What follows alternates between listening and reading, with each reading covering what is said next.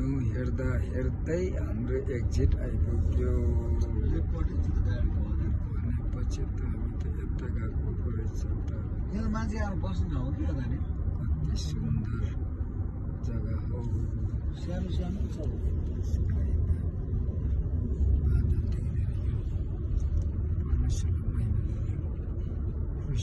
क्रुसमा टाँगिनु भएको येशूले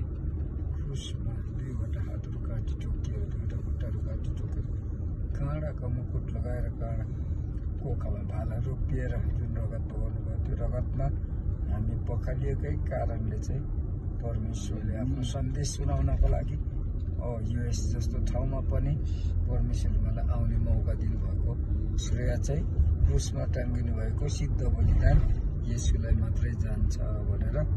म गाडीभित्रबाटै घोषणा गरेको